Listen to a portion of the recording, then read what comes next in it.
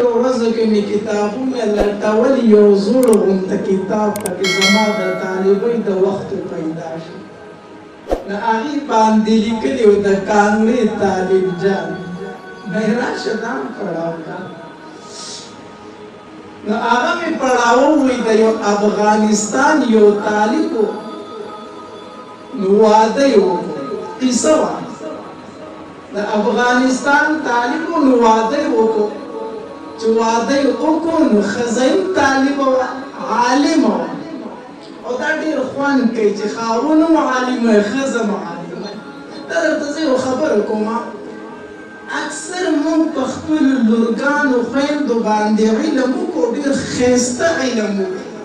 نو بیا یو امي ته وایي نو چې عام سړي ته دې ورکړه نو هغه د هغې د علم قدر څه پېژني نو هغه عالمه یې حافظه یې او د هغې نه بیا د کور کارونه غواړي نو د هغې نه هم یو عامه ښځه جوړه شي نو چې په لور یا په خور د علم وکړو پکار دا ده چې د قرآن حافظ او عالم ته یې ورکړه چې دا علم یې پکار راشي نو عالم و ښځه یې ځان له عالمه وکړه اوس د شپې ناستې نو په یو کتاب باندې بحث شروع شو نو چې په کتاب بحث شروع شو مسلې دي اوس ښځه په دې کتاب پوهېږي او طالب پکې پیل شو طالب ته کتاب نه ورځي نو طالب غصه شو غیرت واخیستو یو بل ته د علم شوق هم و بل بل ته کې غیرت هم و چې ښځې رانه وکتله زه خو پیل شوم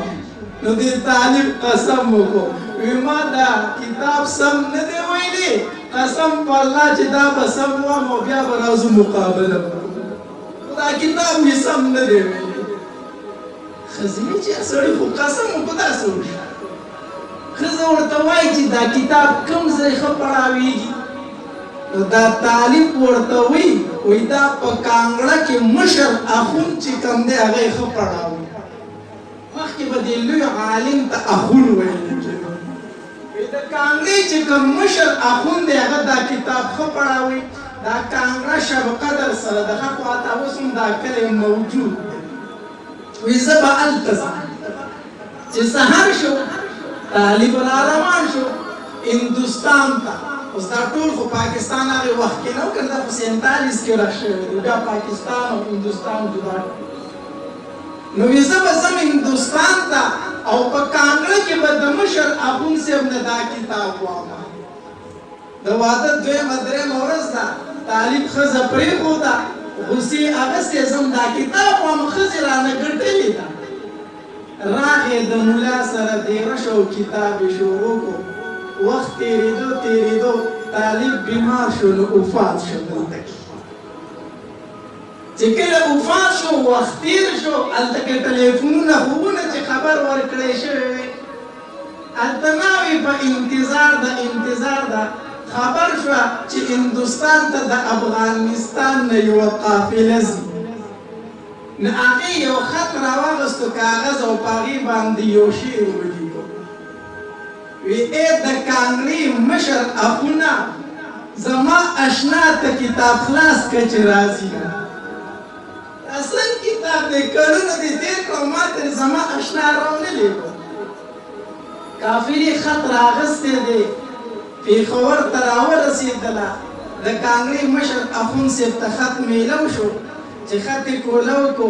مولانا صاحب په ژړا شو ښه د ده ناوې لا د ده اوس انتظار کوي اخو ما خاورو ته سپارلی دی نو د خط بل مخې راواړو شعر یې پرې ولیکو په اشنا دې بوټي زرغونه شو ته اوس هم په انتظار یې چې بېرته به راځي هغه خو بوټي راختلي دي د هغه قبر خو د بوټو شین ولاړ دی او ناوې ته را ناست دی زما اشنا به راځي په هر حال قافله وخت تېرېدو واپس لاړه څو موده پکې لګېده تجارت قافله په وخت پکې ډېر لګېدلې افغانستان ته چې ورسېد هغې خورکۍ ته هغې طالبې ته هغه خط حواله کړو چې طالب یې خط پرانستو نو د ملا صاحب شعر یې پړاو کړو نو په ژړا شوه وی زما اشنا دې د عمر بندیوان کړو کاملی زما اشنا دی د عمر بندیوان کړو درګاه دی بند شه د کاملی مشره اخونه ما نه خو دې زما اشنا خاورو ته ولېږو هغه دې کېښودو جړلې کافره راتله د هغې سره ملګرې شو واپس را روانه شو چې راله نو کانګړې ته راورسېده د مشر اخوندصاحب تپوس په هغه سره میلاو شو چې میلاو شو ورسره وایي زما د اشنا قبر چېرته دی ما هغه له پوزه نو چې د قبر خواته یې لاړه که نه او قبر ته ودرېده بس اسمان ته یې وکتل او چغه یې وواله زړه یې وچاوده په هغې ځای یې ساه ورکړه تاسو اوس هم چې ځئ کانګړې ته که نه د شب قدر نه دغلته که وچه وله ورته وایي هلته دوه قبرونه دي د طالب جان په قبر مشهور دي قبرونه اوس هم موجود دي د ښځې او د خاوند قبرونه موجود دي نو هغه ښځه یې ورسره هلته دفن کړه دا کیسه مې دې دپاره راغستې وه چې خلکو به د علم دپاره څومره لوی لوی سفر کو د افغانستان نه په پاکستان ته راته د علم د حصول دپاره نن الحمدلله مونږ د الله کلي په کلي کوڅه په کوڅه مدرسه راکړې ده ورونو د دې خلکو دا چې ښایسته بیانات اورېدلو دپاره زموږ یوټیوب چینل واجد اسلامیک سټوډیو سبسکرایب کړئ په دې به تاسو ته انشاءالله العزیز ښایسته ښایسته واقعګانې او بیانات میلاویږي او د غنټې د نشان در سره کلک کړئ تاسو ته آینده نوې نوې ویډیوګانې مخې ته راځي